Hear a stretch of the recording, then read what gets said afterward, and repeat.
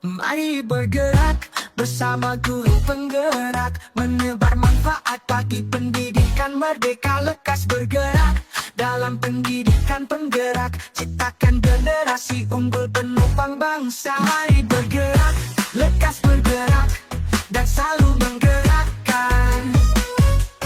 Mari bergerak, lekas bergerak, dan selalu menggerakkan. Mari. Siang Pak Riko. Siang Pak Dede. Bapak lagi sibuk nggak? Oh, tidak Pak. Ada yang perlu saya bantu Pak? Iya Pak. Saya ada mau cerita nih Pak.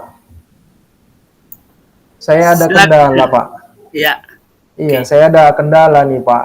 Dengan nilai anak-anak Pak yang tidak sesuai dengan capaian KKM Pak. Banyak sekali memang anak-anak yang seperti itu Pak. Makanya saya mau tanya sama Bapak, mau cerita nih Pak, gimana tuh ya Pak kira-kira Pak?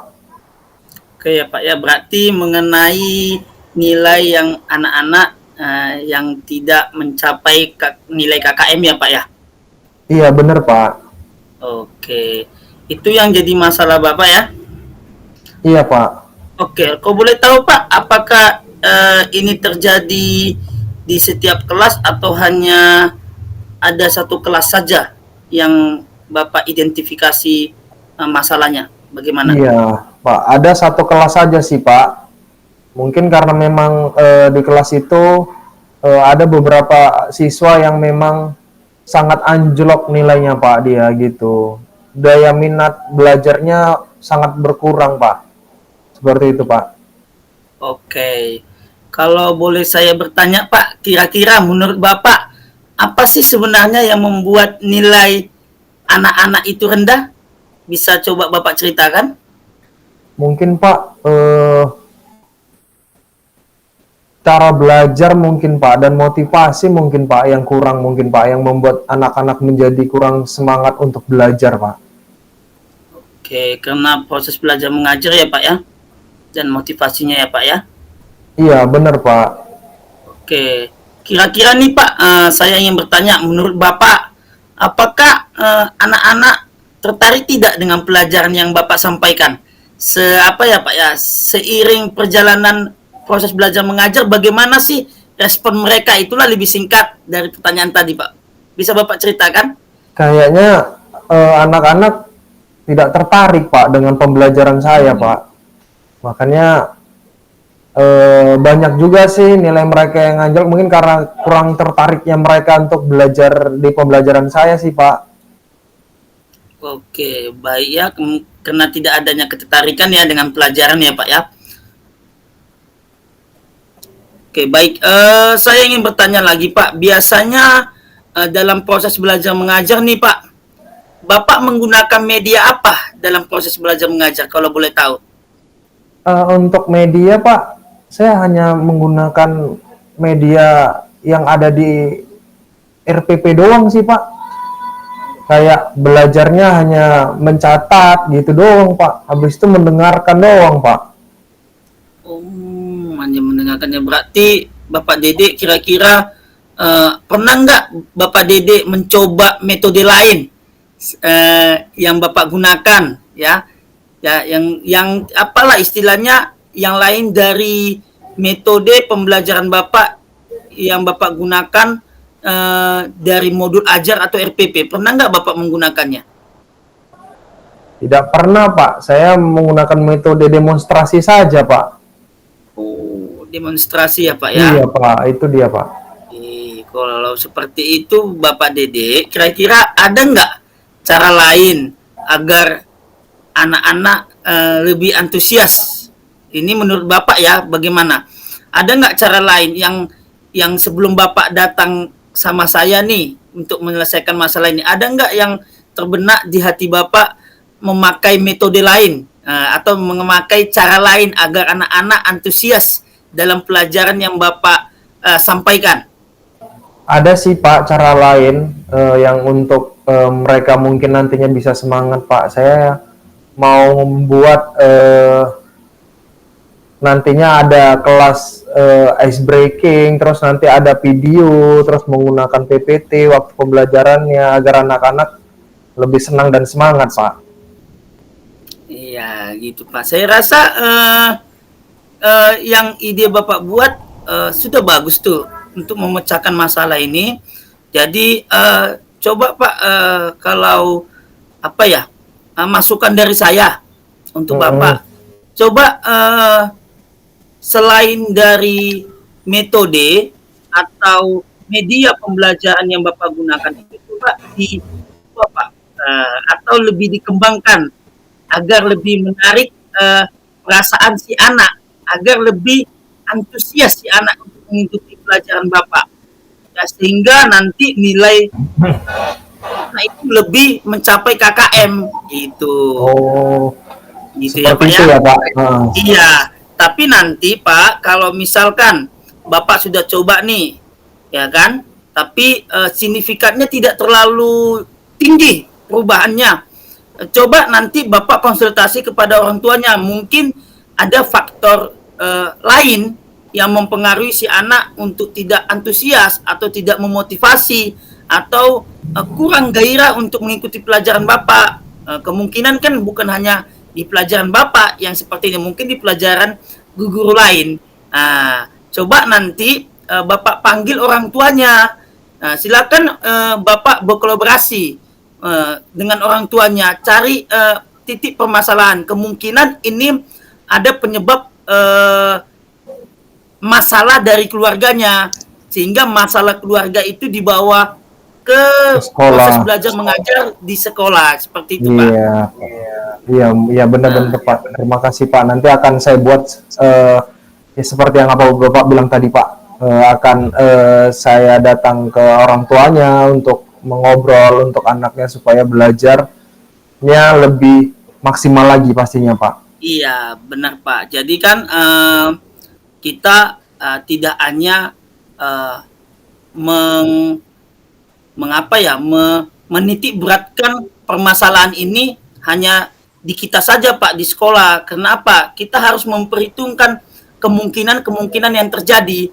Nah, kemungkinan tindakan si anak atau perasaan si anak yang menyebabkan dia tidak antusias, tidak punya motivasi untuk belajar, ada juga kemungkinan masalah di keluarganya Pak. Itu kan jadi bahan pertimbangan kita, karena hasil belajar si anak itu bukan 100% tanggung jawab sekolah, melainkan orang tua atau keluarga juga harus bertanggung jawab, harus ambil alih di dalam nilai-nilai anak, karena proses pembelajaran di sekolah itu tidak cukup untuk dilakukan saja untuk mencapai nilai yang terbaik, melainkan proses belajar mengajar ini harus berlangsung juga di rumah ya Pak ya, seperti itu. Iya Pak, benar Pak. Ya, makasih Pak. Ya, nanti saya akan sampaikan itu ke anak tersebut Pak, gitu. Bahkan nanti saya sampaikan ke wali kelasnya juga Pak. Oke, baik Pak. Berdasarkan tadi solusi-solusi yang kita lakukan tadi Pak, yang kita bicarakan tadi, coba Bapak sampaikan kembali apa sih yang menjadi rencana aksi yang Bapak lakukan. Bapak bisa menceritakan hal-hal yang akan Bapak lakukan seperti yang tadi. Bisa nggak Bapak ulang kembali? Ya, rencana yang akan saya buat Pak, nantinya ke depan saya akan membuat pembelajaran yang lebih menarik lagi Pak, dengan cara membuat setiap pembelajaran nantinya ada video, ada PPT, lalu ada ice breaking, lalu nantinya mereka ada buat kelompok yang sesuai dengan minat dan bakatnya. Nanti di situ saya akan membuat diferensiasinya juga Pak. Ada yang audio, visual dan kinestetik. Nanti saya akan membuat kelompok tersebut Pak. Seperti itu Pak. Oke, saya rasa Bapak sebenarnya bisa sih menyelesaikan masalahnya sendiri, tapi dengan hadirnya Bapak menceritakan, dengan terbukanya Bapak dengan masalah Bapak, mungkin lebih apa ya Pak ya, lebih enak ya Pak ya. Bagaimana Pak perasaannya? Lebih enak, bener Pak. Iya bener Pak, lebih enak Pak. Oke Pak, kira-kira nih Pak, komitmen apa yang Bapak lakukan untuk selanjutnya Pak? agar program Bapak berlangsung? Karena kan saya yakin anak-anak seperti ini kan tidak hanya ini aja yang terjadi Pak, kemungkinan di kemudian hari bisa terjadi ya Pak ya. Benar-benar Pak, benar. Nah, kira-kira komitmen apa yang Bapak lakukan agar hal ini tidak terjadi lagi kepada anak didik Bapak? Boleh Bapak sedikit ceritakan? Iya Pak, komitmen yang akan saya buat pastinya nanti saya akan memanggil anak yang bermasalah Pak, lalu saya akan cerita lebih dalam. Setelah itu, setelah sudah cerita, nantinya saya akan membuat kemasan pembelajaran yang lebih menarik Pak, untuk segera saya lakukan agar anak-anak tersebut bisa belajar dengan cara menyenangkan Pak, dan yang mereka inginkan, seperti itu Pak. Oke Pak, bagus ya Pak ya. Pertanyaan lagi Pak, lalu siapa yang terlibat Pak, yang membantu Bapak agar komitmen ini berjalan dengan lancar Pak? Ada nggak yang terlibat di dalam program yang akan Bapak lakukan? Iya Pak, oke, yang terlibat Pak sekitar seperti nantinya kan saya setiap masuk kelas harus memakai Infocus Pak. Nah, Infocus itu nantinya saya akan bekerja sama atau meminjam itu dengan pihak Sapras, lalu saya akan bekerja sama juga dengan wali kelas untuk mengingatkan anak tersebut agar tetap terus semangat belajarnya Pak, seperti itu Pak. Oke, bagaimana Pak Dede? Cukup senang ya Pak ya, bagaimana perasaannya Pak setelah Iya cerita sama Pak, saya? iya. Saya sangat senang Pak, plong aja rasanya gitu Pak, bisa menyampaikan isi hati ke Bapak gitu kan tentang pembelajaran anak-anak, seperti itu Pak. Oke, baik Pak. Tadi ide-ide yang telah kita bicarakan panjang lebar ya Pak ya, mudah-mudahan dilakukan bukan hanya sekali Pak, tapi berkelanjutan. Itu yang dinamakan dengan komitmen ya Pak ya. Artinya teknik-teknik Bapak harus Bapak ubah sebaik mungkin, atau sudah baik diperbaiki. Ada penambahan-penambahan yang harus kita lakukan Pak untuk siswa agar nilai-nilai siswa yang anjlok, yang tidak sesuai harapan sekolah maupun harapan gurunya, agar lebih terarah Pak, agar hasilnya bagus ya Pak ya. Bukan yang kita harapkan saja, tapi diharapkan oleh orang tua. Seperti itu ya Pak ya. Oke Pak, ada lagi yang ingin Bapak Siap, ceritakan Pak, siap. tentang permasalahan Bapak? Sudah Pak, itu saja permasalahan saya Pak. Oke, terima kasih ya Pak, telah curhat ya Pak ya, telah terbuka untuk masalah anak didik kita ya Pak ya. Iya Pak, sama-sama Pak. Makasih ya Pak. Oke, siap Pak, sama-sama.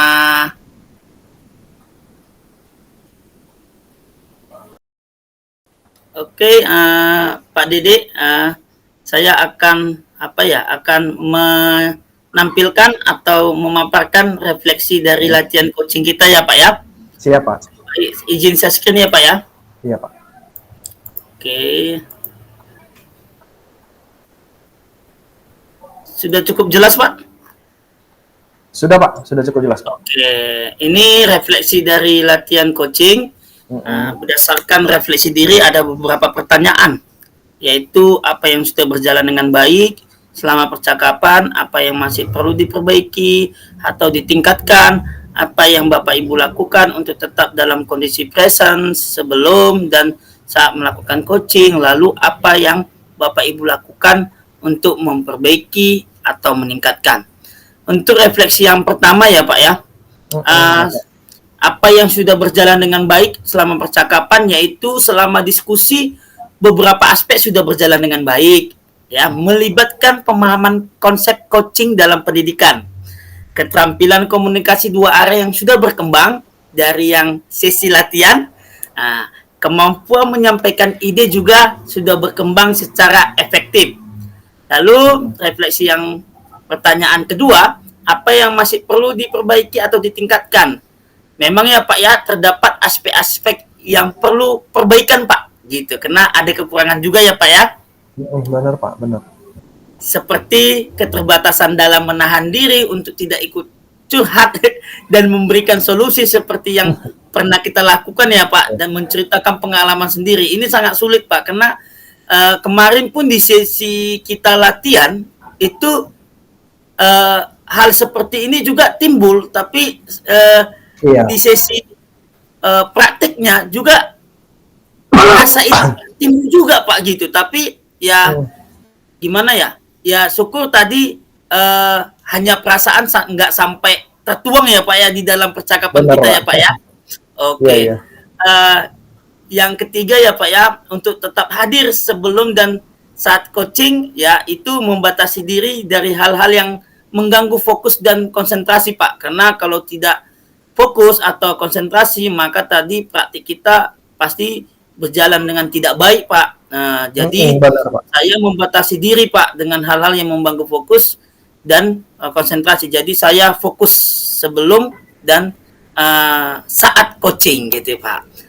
Lalu yang perlu Bapak Ibu lakukan untuk memperbaiki atau meningkatkannya Pak, nah yaitu melihat kembali contoh-contoh dialog coaching Pak. Nah itu saya lakukan Pak, untuk melihat contoh-contoh dialog coaching, lalu membuat catatan daftar pertanyaan sesuai alur tirta yang diberikan kepada coaching. Itu saya lakukan Pak, agar nanti perbaikan-perbaikan itu tambah lebih baik lagi Pak, seperti itu. Lalu